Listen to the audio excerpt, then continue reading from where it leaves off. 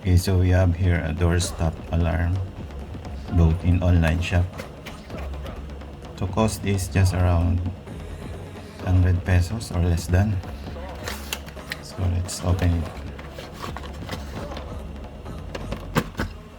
So it's just one piece. So this is the buzzer. This is where it triggers. So let's open this. Let's see what's inside. So this is the battery holder where you put a 9 volts battery,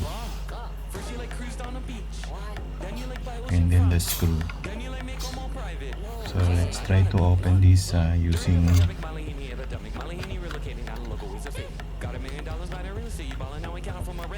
let's check inside.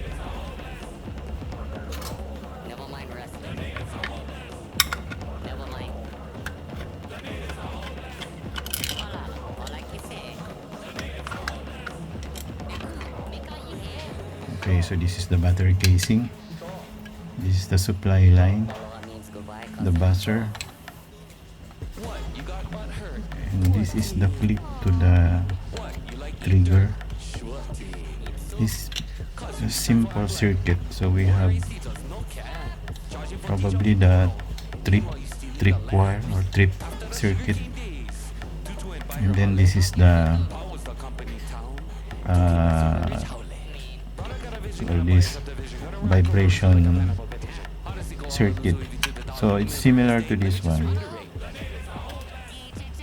where there is a small ball inside. So when there's a small vibration, it will be detected. So let's open up the trigger. Okay. Okay, that's it. So the trigger, one of the circuit line, and this screw is part of the circuit. This is the screw, this is the spring. So when this one close, it triggers. So that's how simple it is. Turn it back.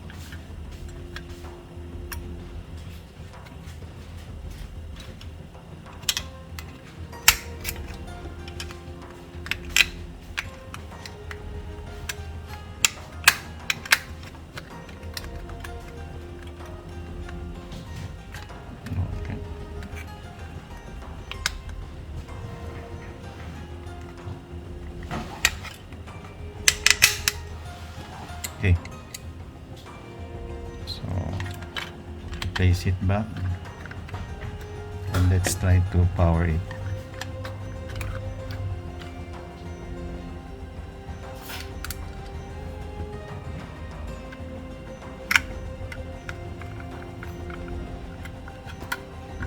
So we'll be using 9 volts.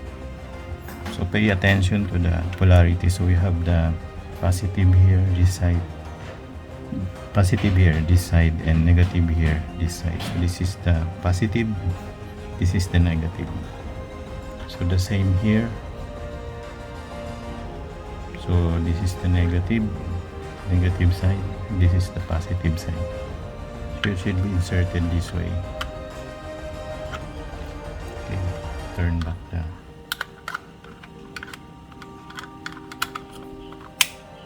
so there's a call this stopper.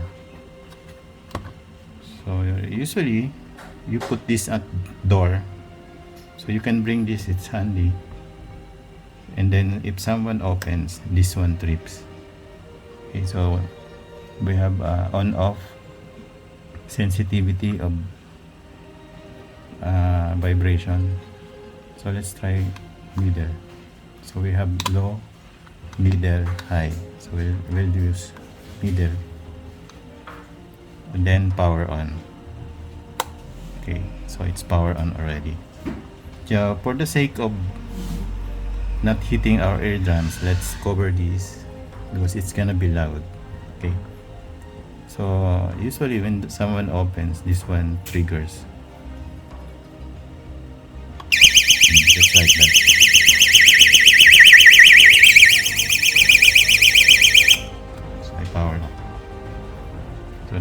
simple use of this, it's power up. So when this one triggers, it alarms.